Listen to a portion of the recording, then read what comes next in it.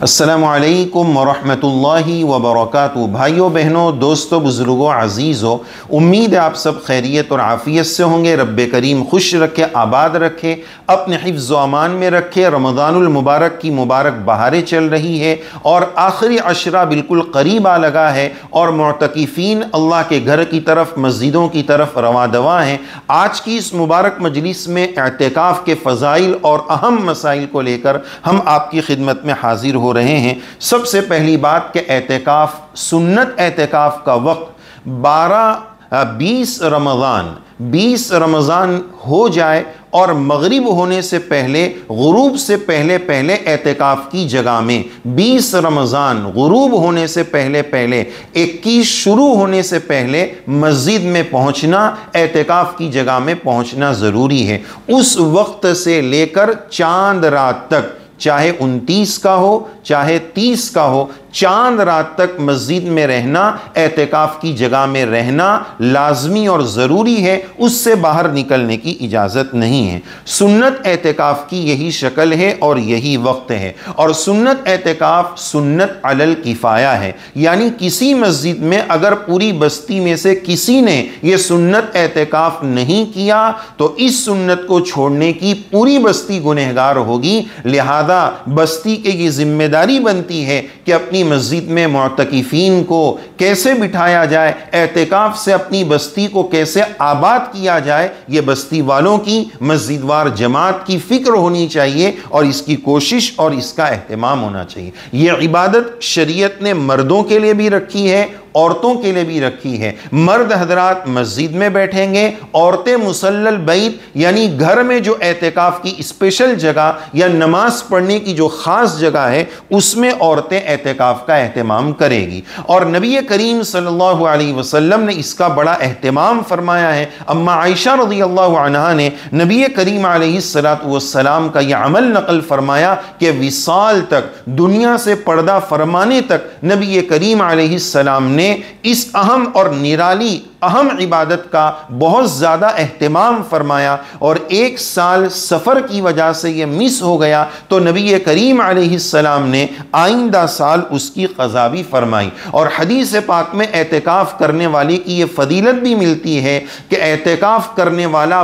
बाहर के तमाम गुनाहों से मस्जिद में आने के बाद महफूज रहता है। और जो नेकियां बाहर हो सकती है मस्जिद में नहीं हो सकती है, किसी बीमार की ताज़ियत के लिए जाना, मिजाज पुरसी के लिए जाना, किसी बीमार की इयादत के लिए जाना या किसी मय्यत की ताज़ियत के लिए कफन दफन में जाना, ये सब वो नहीं कर सकता है, लेकिन मस्जिद में बैठकर उसको वो सवाब मिलता रहेगा। मस्जिद में एतेकाफ़ की हालत में वो खाना खा रहा है, पानी पी रहा है, यहाँ तक के सो रहा है, ये सब ज़रूरतें अपनी पूरी कर रहा है, लेकिन इसमें भी उसके लिए इबादत का सवाब लिखा जाएगा। तो ज़रा अंदाज़ा लगाएं कि एतेकाफ़ कितनी प्यारी और कितनी निराली इबादत है। हम अपने घर पे किसी ऐसे शख्स को नहीं बुलाते हैं जिससे हमारी तबीयत की मैचिंग न हो, जिससे हम नाराज़ चल रहे हो, उसको हम अपने घर पर नहीं बुलाएंगे। एतेकाफ़ करने वाले को अल्लाह ने अपने घर का मेहमान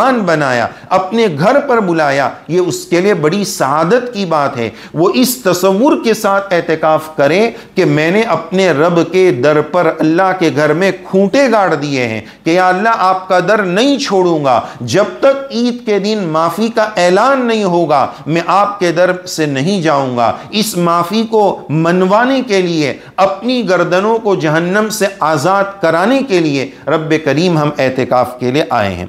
अगली बात यह अर्ज़ करना है कि सुन्नत एतेकाफ़ के लिए रोज़ा ज़रूरी है। अगर किसी वजह से किसी ने रोज़ा तोड़ दिया या टूट गया तो उसका एतेकाफ़ भी ख़त्म हो जाएगा। अगली बात यह कि मस्जिद की जो हुदूद है उस हुदूद को चेक कर ले, उससे बाहर निकलना जायज़ और दुरुस्त नहीं होगा। सिवाय तबई ज़रूरत और शरई ज़रूरत, इसके अलावा मुअतकिफ़ का मस्जिद से बाहर जाना जायज़ और दुरुस्त नहीं होगा। तबई ज़रूरत जैसे पेशाब, बड़े इस्तिंजा का तकाज़ा, या खाना लाकर देने वाला कोई नहीं है और बहुत मजबूरी है तो सिर्फ ऐसी सूरत में खाना लेने जाए और मस्जिद में जाकर उसको खा ले, इस ज़रूरत के तहत निकलने की गुंजाइश है। तो तबई ज़रूरत में यह आ गया। शरई ज़रूरत मसलन ऐसी मस्जिद में एहतिकाफ कर रहे हैं जहाँ 5 वक्ता नमाज तो हो रही है लेकिन जुमा की नमाज वहाँ नहीं हो रही है, तो जुमा की नमाज के लिए जाने की गुंजाइश है। तीसरी बात हमने इस सिलसिले में ये नोट की है कि मसलन शहरों में ऐसी मस्जिदें होती हैं जो 3-4 फ्लोर की होती है, तो मस्जिद के अंदर का जो एरिया है जिसको हरम कहा जा सकता है, जिसके अंदर मुअतकिफ को रहना ज़रूरी है, पैसेज में आएगा बाहर आएगा तो एहतिकाफ टूट जाएगा। बाज़ मुअतकिफ लोग क्या करते हैं, चांद देखने की नीयत से बाहर आ जाते हैं, अगर 30 का चांद हो गया उस दिन चांद नहीं निकलेगा तो एहतिकाफ टूट जाएगा, तो बाहर के पैसेज में वो आ नहीं सकते, अंदर रहना ज़रूरी है। हम ये बात अर्ज़ कर रहे थे कि मान लीजिए मस्जिद 3-4 फ्लोर की है, तो मुअतकिफ ऊपर वाले फ्लोर पर मंजिले पर जा सकता है या नहीं। अगर उस ऊपर वाले मंजिले की सीढ़ी उसी मस्जिद के अंदरून एरिया में से है तो उसी के ऊपर वो जा सकता है, लेकिन सीढ़ी बाहर है, उस ऊपर वाले फ्लोर की सीढ़ी हुदूद हरम और मस्जिद के अंदरून एरिया से बाहर सहन से सीढ़ी ऊपर जाती है तो फिर वो ऊपर नहीं जा पाएगा।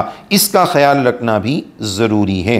इसी तरह अगली बात हमने ये नोट की है कि एहतिकाफ की हालत में गुस्ल करने, मुस्तकिल गुस्ल करने जाने की इजाज़त नहीं है।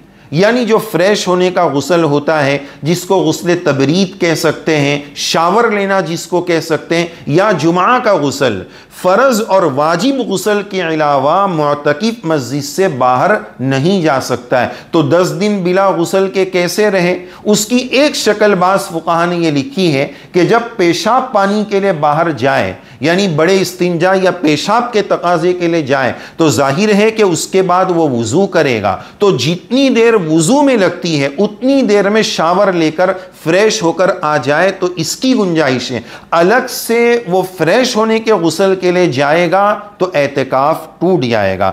इसी तरह अगली बात हमने ये नोट की है कि एक एहतिकाफ करने वाला बावुज़ू है, मसलन उसने मगरिब की नमाज में वुज़ू किया था, बावुज़ू है, अब इशा की नमाज का वक्त थोड़ी देर में आ गया, 1-1.25 घंटे में आ गया, वो बावुज़ू है, अब वो नया फ्रेश वुज़ू करने के लिए भी नहीं जा सकता है, इसलिए कि वो पहले से बावुज़ू है। वुज़ू अलल वुज़ू के लिए मुअतकिफ बाहर नहीं जा सकता है। इसी तरह अगली बात हमने ये नोट की है कि तहारत के लिए अगर बाहर गए, पेशाब पानी के लिए अगर बाहर गए, किसी ने सलाम किया तो उसके सलाम का जवाब तो दे सकते हैं, लेकिन उससे बातचीत करने के लिए ठहरना कि तुम्हारे घर पे कैसा है, इफ्तारी बनी कि नहीं, ये गपशप करना और रुक कर बात करना, इसकी गुंजाइश और इजाज़त नहीं है। मस्जिद शरई की हुदूद में रहना ज़रूरी है। वो काम जो बाहर हो सकते हैं, बाहर जाकर करने पड़ते हैं,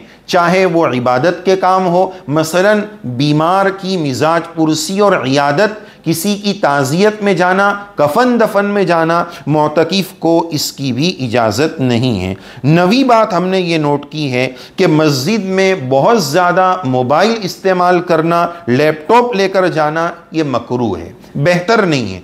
इससे एहतिकाफ का मकसूद फौत हो जाएगा कि जो चीज़ हम घर में कर रहे थे वही मस्जिद में आकर भी कर रहे हैं। ज़रूरत की बात करना, ज़रूरत का काम कर लेना एहतिकाफ की जगह में बैठकर, इसकी तो गुंजाइश है, लेकिन बिला ज़रूरत की बातें करना जिसका कोई फ़ायदा नहीं, बिला ज़रूरत की कारोबारी बातें करना, भाई 10 दिन हमने अल्लाह के लिए फ़ारिग किए हैं, इबादत के लिए फ़ारिग किए, अब यहाँ पर भी मोबाइल में कारोबार में लगे हुए हैं, लैपटॉप में लगे हुए हैं, तो इबादत की और एहतिकाफ़ की जो असल रूह है ना, वो रूह फिर हमें नहीं मिल पाएगी। इसका ख्याल रखने की ज़रूरत है। एहतिकाफ़ टूटेगा तो नहीं, लेकिन ये एहतिकाफ़ की शान के ख़िलाफ़ और एहतिकाफ़ के मकसद के ख़िलाफ़ है। 10वीं और आखिरी बात इस सिलसिले में हम यह अर्ज़ करना चाहते हैं कि किसी वजह से एहतिकाफ टूट जाए या तोड़ दे तो गुनहगार तो होगा ही, और टूट जाए या तोड़ दे तो रमज़ान के बाद 1 दिन के एहतिकाफ रोज़े के साथ करना ज़रूरी होगा, वो उस एहतिकाफ की क़ज़ा मानी जाएगी। मसलन किसी औरत को हैज़ आ गया, 6 दिन का एहतिकाफ किया, 2 दिन का किया, तीसरे दिन, 7वें दिन, किसी भी दिन हैज़ आ गया तो हैज़ आने से रोज़ा टूट गया, रोज़ा टूट गया तो एहतिकाफ भी टूट जाएगा। तो एहतिकाफ अगर किसी वजह से तोड़ दे या टूट जाए तो रमज़ान के बाद एक रोज़े की क़ज़ा के साथ 1 दिन का एहतिकाफ की भी क़ज़ा करनी पड़ेगी। तो इस तरह एहतिकाफ मुकम्मल हो जाएगा। ये एहतिकाफ के ताल्लुक़ से 10 मोटी मोटी बातें हमने आपकी खिदमत में पेश की। रब्बे करीम इस इबादत को आसान भी फ़रमाए, कबूल भी फ़रमाए, और जो हज़रात बैठ रहे हैं हम उनकी खिदमत में आजिज़ाना दरख्वास्त करेंगे कि हमारे लिए, उम्मत के लिए, मुसलमानों के लिए, हमारे मुल्क के लिए, फ़लस्तीन के हालात के लिए आप खुसूसी दुआओं का एहतमाम करें। रब्बे करीम तौफ़ीक़ अमल से नवाज़े। आमीन या रब्बल आलमीन।